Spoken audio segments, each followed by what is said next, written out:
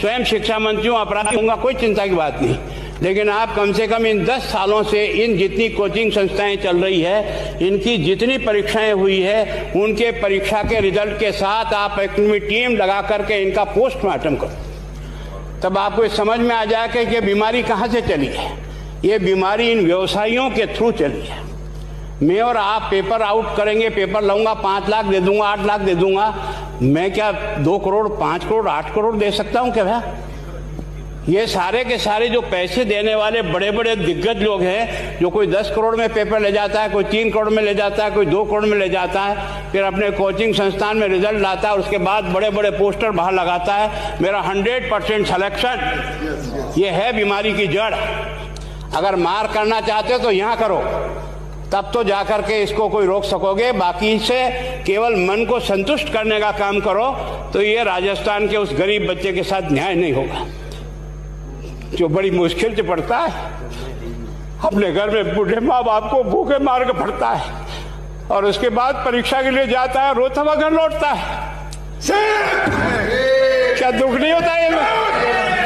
हम लोगों के मन में कोई रहम नहीं है कि आखिर उस बच्चे का क्या होगा जो अपनी बड़ी पीड़ा के साथ पढ़ रहा है। इन सारे पैसे वाले लोगों के पास में आपने सारी सरकारी नौकरियों को भेज दिया। मैं बहुत कड़वा सच बोल रहा हूँ। आज जो पिछले 8 साल में नौकरी में लगे ना, उन सब का भी पोस्टमार्टम कराओ, आपको लगेगा आधा फर्जी मामला निकलेगा। कोई है नहीं, कोई सोचने वाला है इस पर कि आखिर उसके दर्द को कौन जानेगा, है ना। जिस प्रकार से हमने परीक्षा के माध्यम से इन पैसे वाले लोगों को उतार करके सारे के सारे उन गरीबों की आशाओं के ऊपर पानी फेर दिया। रात और दिन पढ़ता है, भूखा प्यासा पढ़ता है, घर बेच करके पढ़ता है, खेत बेच करके पढ़ता है, लेकिन जब उसका सिलेक्शन नहीं होता तो जहर खा के मरता है। कोई इस पीड़ा को समझने के लिए तैयार नहीं है।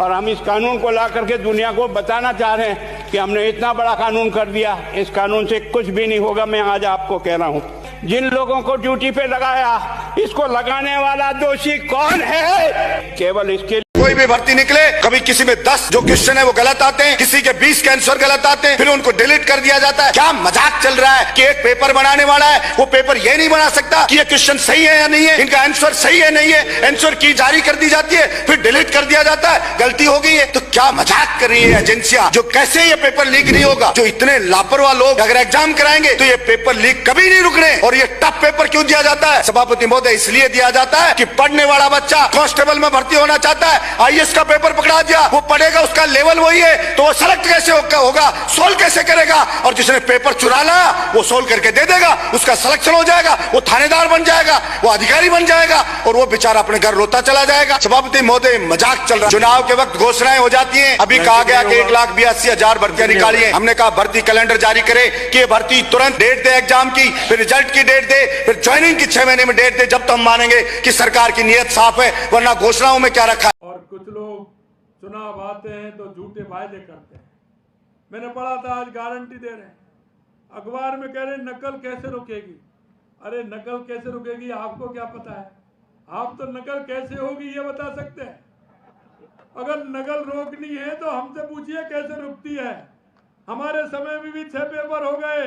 अगर बता दो कहीं एक नकल कहीं हुई हो किसी भी क्षेत्र में, और हमने बता दो कि हमने नकलची कितने पकड़े हैं, और अभी तो चिंता मत करिए, कितना भी बड़ा आदमी वो आएगा, आज नहीं कल, कल नहीं परसों आएगा। आरपीएससी की तरफ भी हमारी एसी भी बढ़ गई है, आरपीएससी में भी टटोल रही है। आप चिंता मत करिए। इस राजस्थान के युवा को जो आपने तड़पन दी है, इस युवा को जो आपने सपनों को चकनाचूर किया है, ये युवा की आग है। ये युवा की आग रोकने वाली नहीं है। ये आग जिन्होंने गलत किया है उनको जलाए बिना नहीं बुझेगी, यह मैं आपको विश्वास दिलाता हूं। और कुछ लोग चुनाव आते हैं तो झूठे वायदे करते हैं। मैंने पढ़ा था, आज गारंटी दे रहे हैं, अखबार में कह रहे हैं नकल कैसे रुकेगी। अरे नकल कैसे रुकेगी आपको क्या पता है? आप तो नकल कैसे होगी ये बता सकते हैं? अगर नकल रोकनी है तो हमसे पूछिए कैसे रुकती है। हमारे समय में भी 6 पेपर हो गए। अगर बता दो कहीं एक नकल कहीं हुई हो किसी भी क्षेत्र में, और हमने बता दो कि हमने नकलची कितने पकड़े हैं। और अभी तो चिंता मत करिए, कितना भी बड़ा आदमी वो आएगा, आज नहीं कल, कल नहीं परसों आएगा। आरपीएससी की तरफ भी हमारी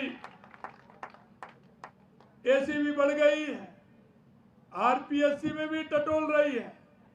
आप चिंता मत करिए, इस राजस्थान के युवा को जो आपने तड़पन दी है, इस युवा को जो आपने सपनों को चकनाचूर किया है, ये युवा की आग है। ये युवा की आग रुकने वाली नहीं है। ये आग जिन्होंने गलत किया है उनको जलाए बिना नहीं बुझेगी, यह मैं आपको विश्वास दिलाता हूं।